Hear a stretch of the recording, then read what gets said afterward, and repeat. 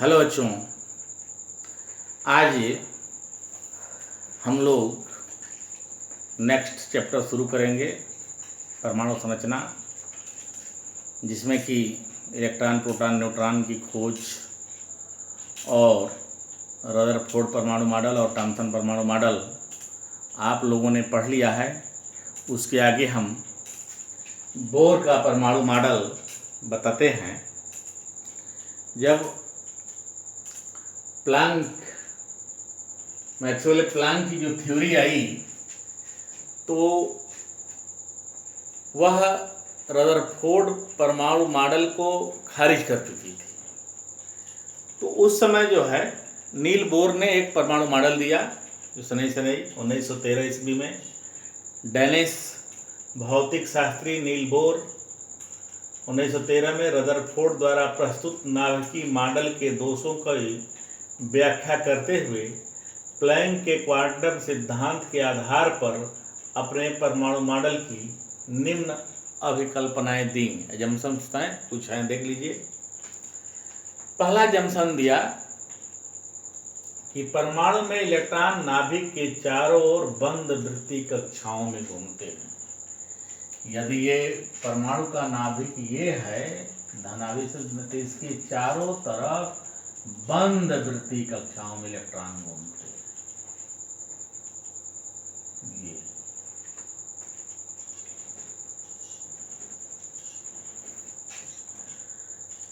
बंद वृत्तीय कक्षाओं में इलेक्ट्रॉन घूमते हैं, इलेक्ट्रॉन इसमें घूमते हैं। ये नाभिक के चारों ओर अनेक वृत्तीय कक्षाएं होती हैं। देखिए, कई वृत्तीय कक्षाएं होती हैं। ये के कोष है, ये यल कोष है, ये यम कोष है, ये यन कोष है। यानी अनेक वृत्तीय कक्षाएं संभव हैं नाभिक के चारों ओर। लेकिन इलेक्ट्रॉन केवल उन्हीं कक्षाओं में घूमते हैं जिनका कोणीय संवेग h/2 पाई का गुणज हो। इलेक्ट्रॉन नाभिक के चारों तरफ केवल उन्हीं कक्षाओं में चक्कर लगाते हैं जिनका कोणीय संवेग h/2 पाई का गुणज हो। यानी कोणीय संवेग का सूत्र होता है, संवेग P बराबर सूत्र होता है, क्या होता है, mv द्रव्यमान गुणे वेग, लीनियर मोशन के लिए। और यही इलेक्ट्रॉन नाभिक के चारों तरफ बंद वृत्तीय कक्षाओं में चक्कर लगा रहे हैं। स्फेरिकल उनकी स्पीड है, तो ये हो जाता है m/u/r, जहाँ u जो है इनका इलेक्ट्रॉन की स्पीड है वृत्तीय कक्षा में। यदि m द्रव्यमान का इलेक्ट्रॉन r त्रिज्या की कक्षा में, यानी ये त्रिज्या यहां से मान लेते हैं, ये त्रिज्या r है, u वेग से घूमता है, तो कोणीय संवेग m/u मांगने हैं, तो m/u/r बराबर nh/2 पाई। ये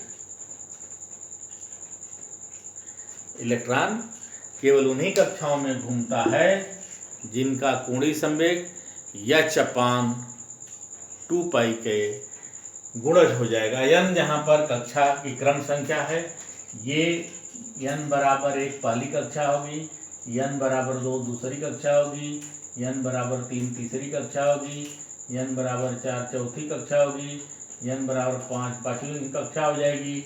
इसी तरह इलेक्ट्रॉन जो है आने वाले कक्षाओं में घूमता है। ये कोणीय संवेग है इसका। फिर ये इलेक्ट्रॉन का नाभिक है, न्यूक्लियस है, ये इसकी त्रिज्या हो गई। इलेक्ट्रॉन घूम रहा है, तो यू वेग से घूम रहा है इलेक्ट्रॉन, तो इलेक्ट्रॉन पर ऋणावेश चार्ज होता है, यू वेग से घूम रहा है। तीसरी एजम्पशन उनका था, प्रत्येक कक्षा की एक निश्चित ऊर्जा स्तर होती है। हर कक्षा की एक निश्चित ऊर्जा स्तर होती है, निश्चित लेवल होता है, एनर्जी लेवल होता है। इन कक्षाओं में घूमते हुए इलेक्ट्रॉनों की ऊर्जा स्थिर रहती है। जब इलेक्ट्रॉन इन कक्षाओं में घूमता है तो उसकी ऊर्जा कांस्टेंट होती है। इन कक्षाओं की स्थायी कक्षाएं, इन कक्षाओं को स्थायी कक्षाएं भी कहते हैं। स्टेबल ऑर्बिट है ये। नाभिक से दूर होने पर कक्षा का ऊर्जा स्तर बढ़ता जाता है। जैसे कक्षा 1, कक्षा 2, कक्षा 3, तो उसका लेवल बढ़ता जाता है, ऊर्जा स्तर बढ़ता जाता है। कक्षा नंबर 1, कक्षा नंबर 2, कक्षा नंबर 3, इनका लेवल बढ़ता जाता है। इन कक्षाओं को जो हम नाभिक से दूरी बढ़ने के साथ साथ इनको जो लिखने का के कोष है, यल कोष है, यम कोष है, यन कोष है। के कोष पहली कक्षा, यन बराबर 1, यल कोष दूसरी कक्षा, यन बराबर 2, यम कोष तीसरी कक्षा, यन बराबर 3। इसी तरह नाभिक से दूरी बढ़ने पर उनके कक्षाओं का नाम क्रमशः के, यल, एम, एन, ओ, पी रख दिया जाता है। अथवा इनको 1, 2, 3, 4 अगर पूछा जाए कि कक्षा संख्या 1 नाभिक 1, 2, 3 में सबसे नाभिक के नज़दीक कौन सी कक्षा होगी, तो पहली कक्षा होगी और उसका नाम क्या होता है, के कोष होता है। अब देखिए, जब इलेक्ट्रॉन एक कक्षा से दूसरी कक्षा में, एक अस्थायी कक्षा से दूसरी अस्थायी कक्षा में आ जा भी सकता है। तो जब इलेक्ट्रॉन एक निश्चित ऊर्जा स्तर की अस्थायी कक्षा से में घूमता है तो वह न तो ऊर्जा का उत्सर्जन करता है और न ही अवशोषण करता है। अगर इसमें कोई इलेक्ट्रॉन घूमता है तो उसके ऊर्जा लेवल में कोई परिवर्तन नहीं होता है। लेकिन जब इलेक्ट्रॉन एक ऊर्जा से स्तर से उच्च ऊर्जा स्तर में कूदता है या जाता है तो ऊर्जा का अवशोषण करेगा, और जब इलेक्ट्रॉन उच्च ऊर्जा स्तर से निम्न ऊर्जा स्तर में आता है तो ऊर्जा का उत्सर्जन करता है, और वह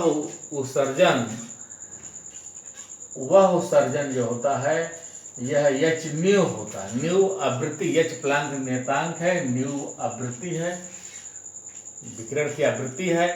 यानी ये न्यू बराबर एच सी अपान लैम्डा, जहाँ एच प्लांक नियतांक है, यानी डेल्टा ई बराबर हो जाएगा एच सी अपान लैम्डा।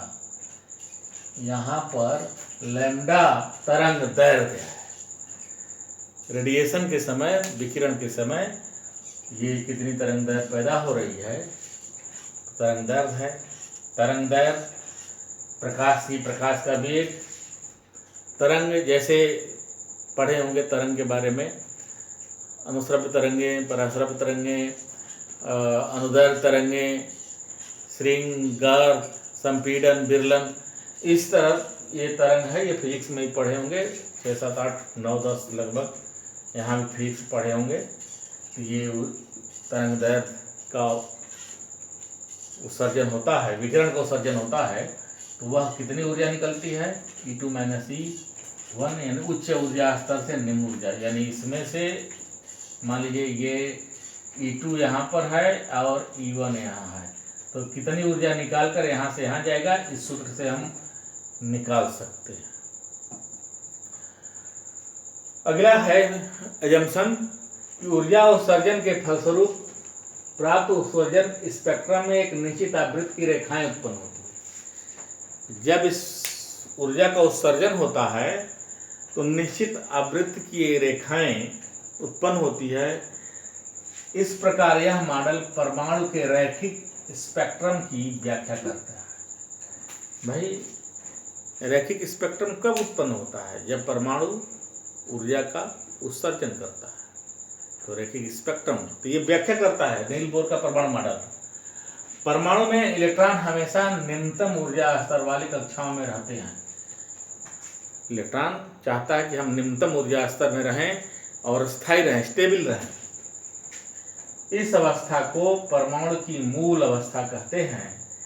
बाहर से ऊर्जा देने पर इलेक्ट्रॉन अधिक ऊर्जा वाली कक्षा में कूद जाता है।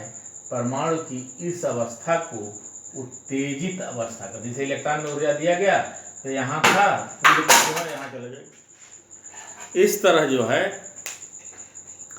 हम इलेक्ट्रॉन, यह परमाणु मॉडल है, इलेक्ट्रॉन बोर का परमाणु मॉडल, रदरफोर्ड का परमाणु मॉडल। इससे पहले जो था मैक्सवेल प्लांक ने इसको खारिज कर दिया था कि इलेक्ट्रॉन नाभिक के चारों जब किसी चुंबकीय क्षेत्र में चक्कर लगाता है तो वह लगातार ऊर्जा का उत्सर्जन करता रहता है, जिससे उसकी नाभिक छोटी हो जाती है और वह अंत में नाभिक में गिर जाता है, परमाणु नष्ट हो जाता है। परंतु ऐसा नहीं होता। रदरफोर्ड का परमाणु मॉडल था, उसी की व्याख्या करने के लिए नील बोर ने परमाणु मॉडल दिया है और इस परमाणु मॉडल की कुछ लिमिटेशन होती हैं। आइए उसको हम लोग लिमिटेशन देखते हैं।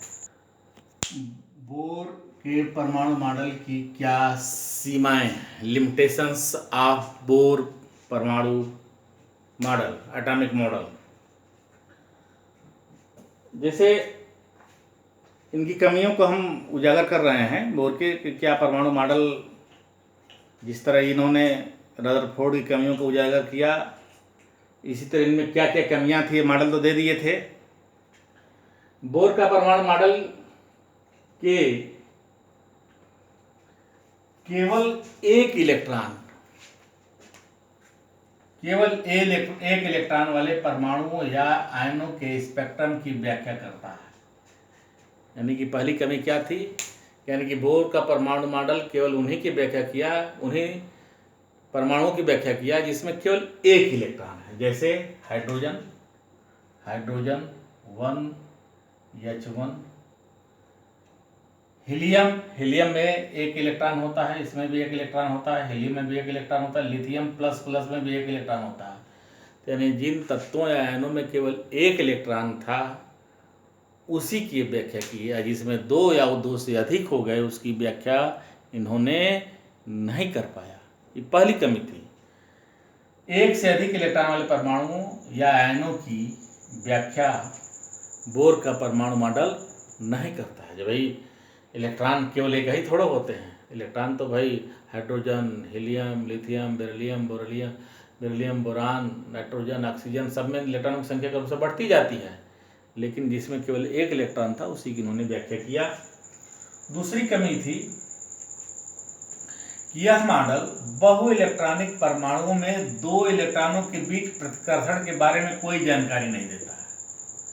यानी जिसमें दो परमाणु, किसी परमाणु में दो इलेक्ट्रॉन हो गए तो उनमें इलेक्ट्रॉनों के बीच में परस्पर प्रतिकर्षण होता है, उसकी भी व्याख्या इन्होंने नहीं कर पाया। तीसरी कमी इनकी थी कि यह मॉडल बहु इलेक्ट्रॉनिक परमाणुओं में नाभिकों के बाहर वाले भाग में इलेक्ट्रॉनों का वितरण और उनकी व्यवस्था का कोई व्याख्या नहीं करता। यानी कि परमाणु के बाहर वाले भाग में, नाभिक के बाहर वाले भाग में इलेक्ट्रॉनों की वितरण और उनकी व्यवस्था की कोई व्याख्या नहीं। इसमें इसी से नए नए वैज्ञानिकों को अपनी अपनी बातों का इलेक्ट्रॉनिक विन्यास की उन्होंने ठीक से व्याख्या नहीं किया। बोर का मॉडल डी ब्रागली का सिद्धांत के बारे में कोई जानकारी नहीं देता है, जबकि बोर ने डी ब्रागली के सिद्धांत से प्रतिपादित परिणाम की कल्पना पहले, उनसे जो परिणाम का उपयोग तो कर लिया, लेकिन उनके नियम का, डी ब्रागली के नियम की व्याख्या इन्होंने नहीं किया। बोर मॉडल अपनी ही परिकल्पना, ये अभी पढ़े हैं, MUR बराबर NH/2π की गणितीय व्याख्या नहीं करता है। अपने ही परिकल्पना की इन्होंने गणितीय व्याख्या नहीं किया। बोर का मॉडल हाइजेनबर्ग के अनिश्चितता के सिद्धांत के विरुद्ध था। और छठी इनकी ये इनकी लिमिटेशंस है, यह एक इलेक्ट्रॉन रखने वाले आयनों के सूक्ष्म स्पेक्ट्रम की संरचना की व्याख्या नहीं करता है। बोर के सिद्धांत जीवान प्रभाव और स्टार का प्रभाव की भी व्याख्या नहीं करता है। जीवान प्रभाव और स्टार के प्रभाव की व्याख्या नहीं करता है। इस तरह जो है बोर की परमाणु मॉडल की ये कमियां थी, इसको बता दिया गया है। आप इसको भली भांति से तैयार कर लें। बहुत बहुत धन्यवाद।